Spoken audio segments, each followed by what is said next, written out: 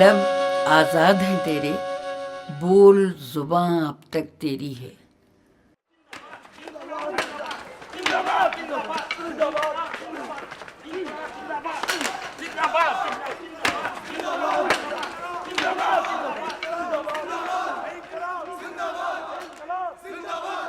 ये सारा रावलपिंडी साजिश केस जो है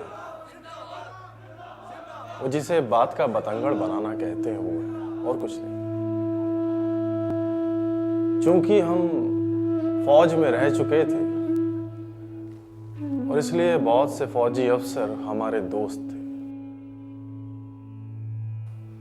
उनमें से कुछ ऐसे भी थे जिनके साथ हमारे सियासी नजरियात हमांग थे। अब किस्सा सिर्फ इतना है कि एक दिन हम लोगों ने बैठकर बातें की इस मुल्क में क्या होना चाहिए और किस तरह से इसके हालात को बेहतर बनाया जाए। उन्होंने खुद ही सारी मंसूबाबंदी की और हमसे कहा कि आप सिर्फ हमारी बातें सुनिए। हमने उनकी बातें सुन ली।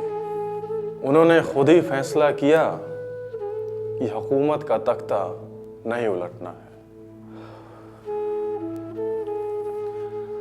फिर किसी ने ऊपर जाकर मुखबरी कर दी कि हमने हुकूमत का तख्ता उलटने का मंसूबा बनाया था और सरकार ने हमारे खिलाफ साजिश का केस दायर कर दिया और मैं खामखा बीच में फंस गया और बिला वजह 4 साल जेल में काटने पड़े।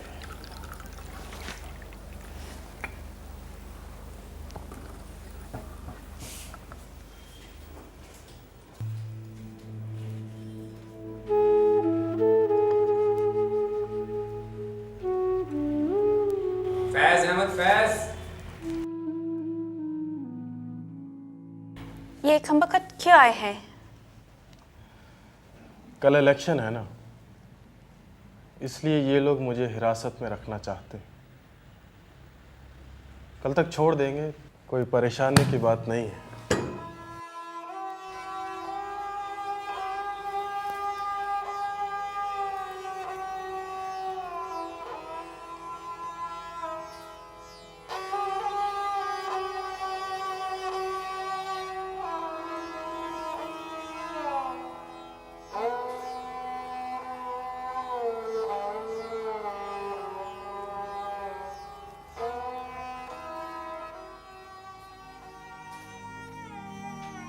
ये जफाए गम का चारा, ये जफाए गम का चारा, वो नजात दिल का आलम, ये जफाए गम का चारा।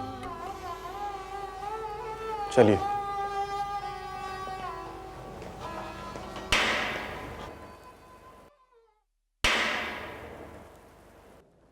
पहले 3 महीने फैज सरगोदा और लायलपुर जेलों में कैद तन्हाई में रहे। वो बहुत मुश्किल के दिन थे।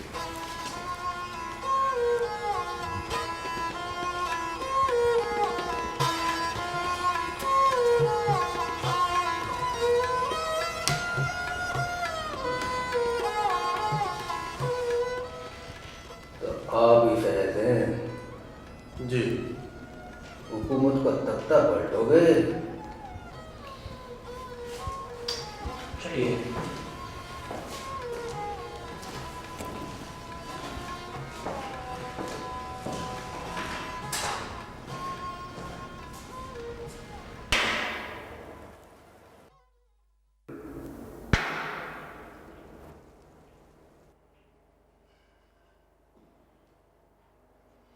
कागज़, कलम, दावात, किताबें, अखबार, खुतूत, सब चीज़ें ममनू थी, मगर वो हार नहीं माने।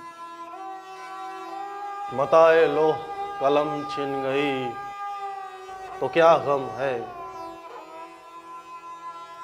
कि खून दिल में डुबो ली हैं उंगलियां मैंने,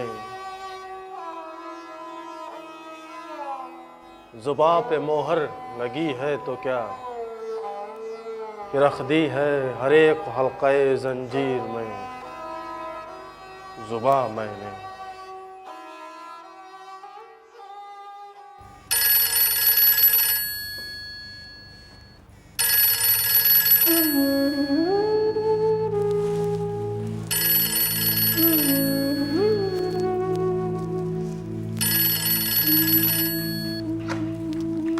हेलो। कौन बोल रहा है? सलीमा। सलीमा? फैज की बेटी? जी। अपनी अम्मा से कह दो हम तुम्हारे बाप को मार डालेंगे, हाथ काट देंगे, टांगे तोड़ देंगे। मुल्क के गद्दारों का यही सुलूक होता है। मम्मा वो कह रहे हैं कि अब्बू को मार डालेंगे और हाथ काट देंगे। Oh my God. I told you again.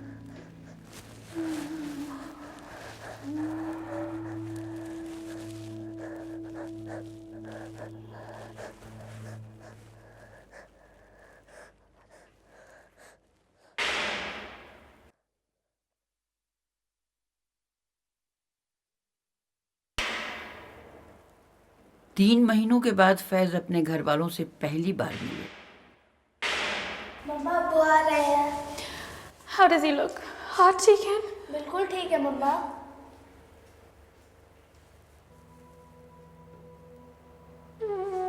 न पूछ जब से तेरा इंतजार कितना है कि जिन दिनों से मुझे तेरा इंतजार नहीं। तेरा ही अक्स है इन अजनबी बहारों में, जो तेरे लब तेरे बाजू तेरा किनार नहीं।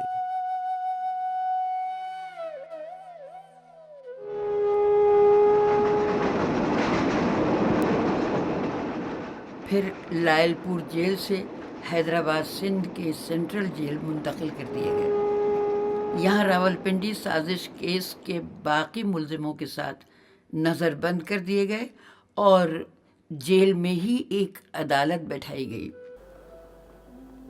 तुम्हें पहले नहीं लिख सका क्योंकि खत लिखने का कागज आज ही हाथ आया। मैं और मेरे साथी 4 तारीख की सुबह एक स्पेशल ट्रेन से यहाँ पहुँचे। असीरी के सबसे बुरे दिन कट चुके, इसलिए और कुछ है तो न कायदे तन्हाई का सामना बाकी है और ना ही पुलिस की तकलीफ और पूछगछ का डर है। अब तुम्हारी और बच्चों की तस्वीरें सामने रखकर खुशी से मुस्कुरा सकता हूँ। तुम्हारी याद में पहले की तरह दिल नहीं दुखता। रात यूं दिल में तेरी खोई हुई याद आई, जैसे वीराने में चुपके से बहार आ जाए, जैसे सहराओं में हौले से चले बागे नसीम, जैसे बीमार को बेवजह करार आ जाए। गिरफ्तारी के बाद मैंने अभी छठी नज़्म ख़त्म की है। इसके मानी ये है कि गुज़िश्ता 3 बरसों में जितना कुछ लिखा था, इन 3 महीनों में उससे 2 गुना लिख चुका हूँ। अब दिन छोटे होते जा रहे हैं और जब हम सुबह चाय के लिए उठते हैं तो रात का अंधेरा कुछ बाकी होता है। न जाने कितने बरसों के बाद शब के खात्मे पर अंधेरे में पौ फटने का समा और चांद के हल्के नुकरे रंग को रूपहाली बनते देखा है।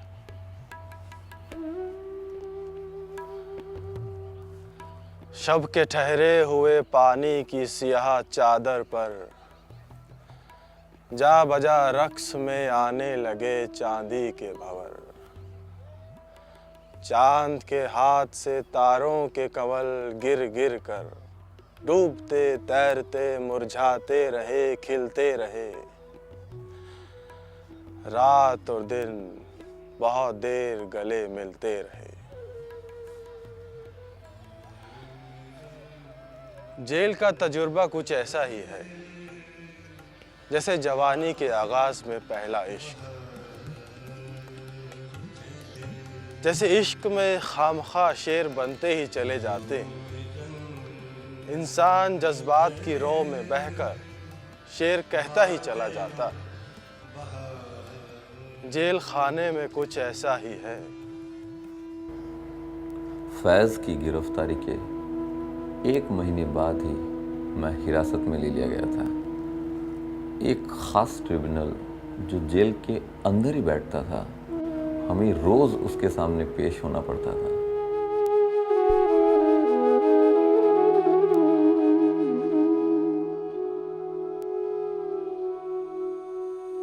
सरकारी वकीलों की बहस और जिरह, सफाई के वकीलों का जवाब, सैकड़ों गवाहों की गवाहियां, ये सब सुनते रहते थे। आमतौर पर ये चंद घंटे निहायत बोरिंग होते थे।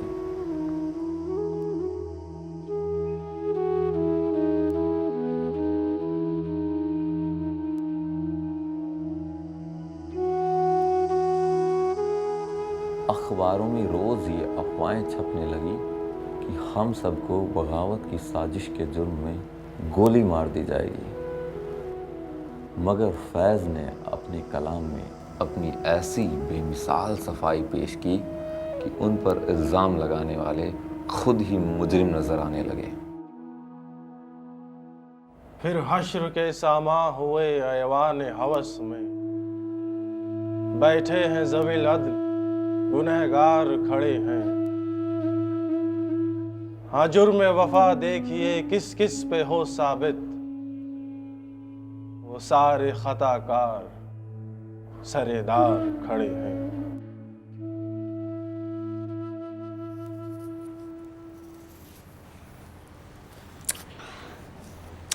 Mizu beta, why does your hair get knotted every day? कल कटवा देंगे। चल जाती कर। अब्बू आएंगे, परेशान हो जाएंगे। क्यों? वो कहेंगे लड़का कहाँ से आया।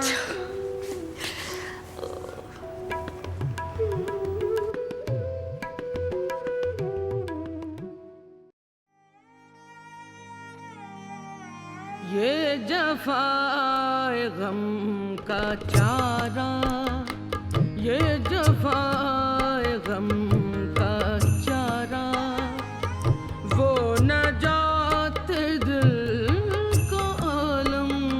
ये जफाए गम का चारा, ये जफाए गम का चारा, वो नजात दिल का आलम। तेरा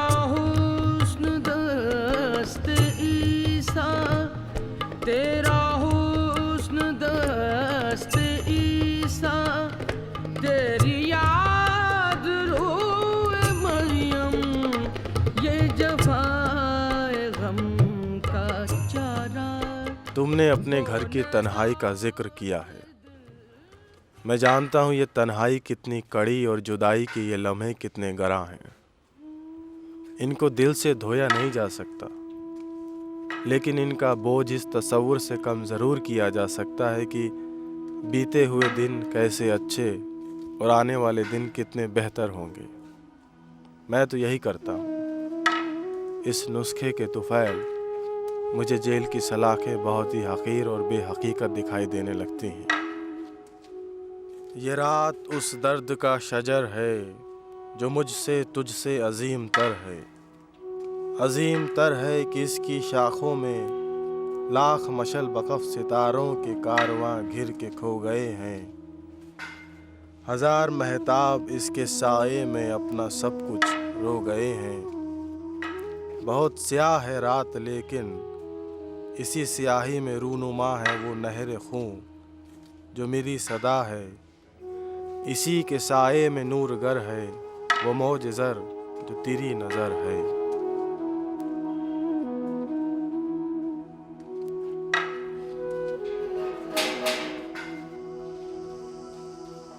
चलिए, साहब ने बुलाया है। फैज़ अपने बड़े भाई तुफ़ैल अहमद को बहुत चाहते थे। तुफ़ैल खां फैज़ से मुलाकात के लिए हैदराबाद सिंध के लिए रवाना हुए, मगर सुबह मुलाकात से पहले नमाज सुबह अदा करते हुए उन्हें दिल का दौरा पड़ा और उनकी वफ़ात हो गई। जेलर ने मुर्दा भाई की मुलाकात के लिए फैज़ को बुलाया।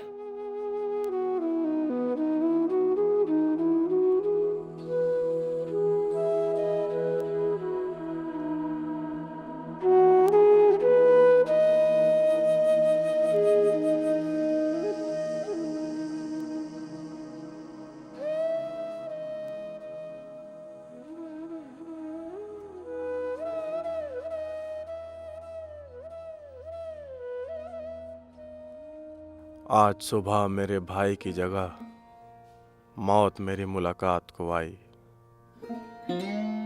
अपने गम के गुरूर में सर ऊंचा रखा और किसी के सामने नजर नहीं झुकाई। अब मैं अपनी कोठरी में अपने गम के साथ तन्हा हूँ।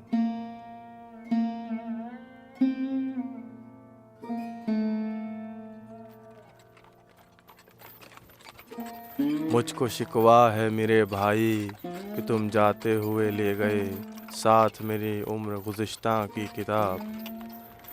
उसमें तो मेरी बहुत कीमती तस्वीरें थी, उसमें बचपन था मेरा और मेरा अहदे शबाब। आखिरी बार है लो मान लो एक ये भी सवाल, आज तक तुमसे मैं लौटा नहीं मायूस जवाब। आके ले जाओ तुम अपना ये दमकता हुआ फूल, मुझको लौटा दो मेरी उम्र गुज़श्ता की किताब। इस हादसे से फैज साहब को इतना सदमा हुआ कि महीनों नी मुर्दा हालत में रहे।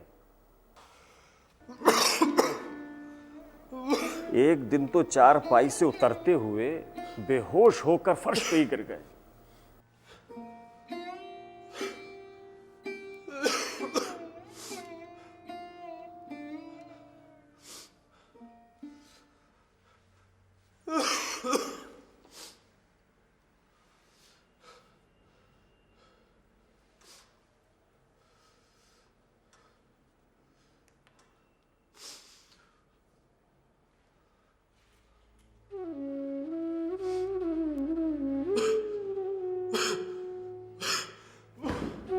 फैज साहब आप ठीक तो है ना? फैज साहब उठिए उठिए, पूरी कोशिश करें आप, आइए।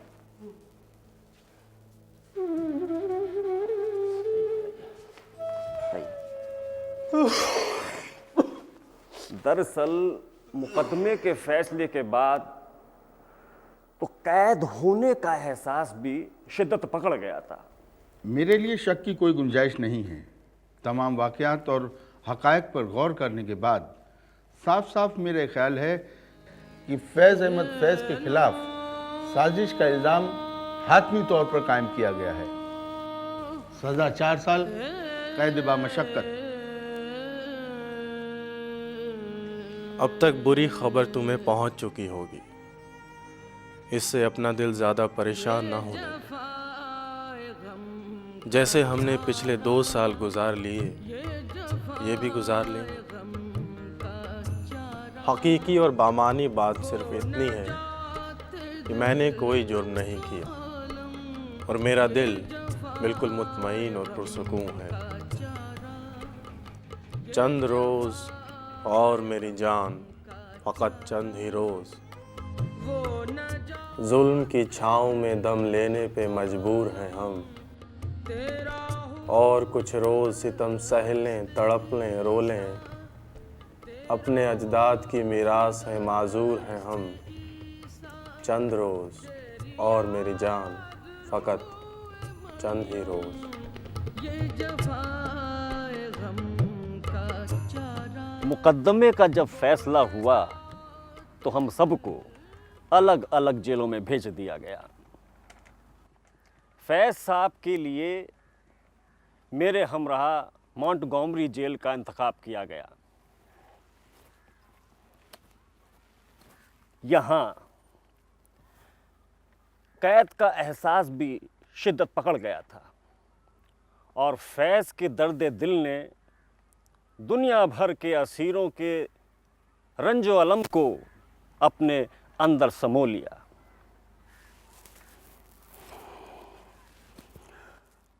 रोजनबर्ग के जोड़े की कुर्बानी से मुतासिर होकर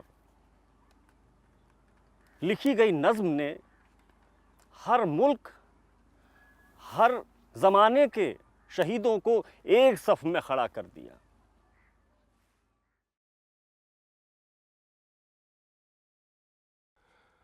जेल में आने से पहले हम समझते थे कि असीरी कोई शुजाना और बुलंद मर्तबा बात है।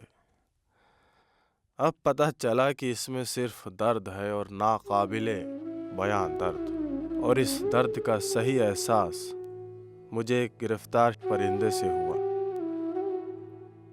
जिसे हमारे खिदमतगार कैदी ने पकड़कर उसकी टांग में रस्सी बांधकर एक टोकरे के अंदर बंद कर रखा था। लेकिन उसी शाम वो किसी तरह टोकरे से निकल गया और उड़कर हमारे सहन के एक दरख्त पर जा बैठा। उसकी रस्सी शाखों में उलझ गई। वो बेचारा फड़फड़ाता रहा और हम उसकी गुलूगीर फरियाद सुनते रहे। अगली सुबह हमने उसे नीचे उतार दिया, लेकिन उसकी टांग कई जगह से टूट चुकी थी। गालिबन 2-4 दिन में वो मर जाएगा।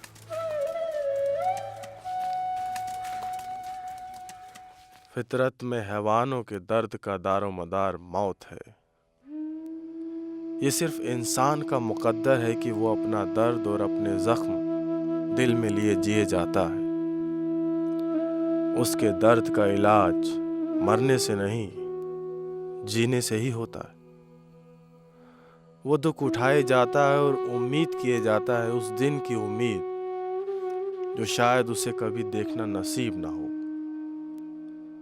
वो दिन जब सारे गम मिट जाएंगे, सब दर्द थम जाएगा, जब रोने के बजाय हंसना होगा और सब आंसू खुश्क हो जाएंगे। और शायद अब वो दिन करीब आ रहा है।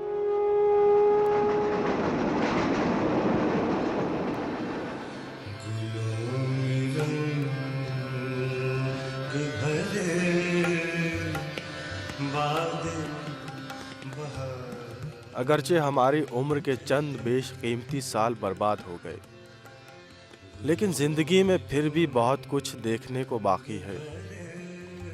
तो आप दिल को संभालें और अगली फसले गुल का उस वक्त तक इंतज़ार करें कि जबकि हुजूम गुल पर से खिज़ा का साया उठ चुका होगा। गुलों में रंग भरे बादे नौबहार चले, चले भी आओ कि गुलशन का कारोबार चले। कफस उदास है यारो सबा से कुछ तो कहो, कहीं तो बहरे खुदा आज जिक्र यार चले। जो हम पे गुजरी सो गुजरी मगर शबे हिजरा, हमारे अश्क तेरी आकबत सवार चले। हुजूर यार हुई दफ्तरे जुनू की तलब, गिरह में लेके गरेबा का तार तार चले।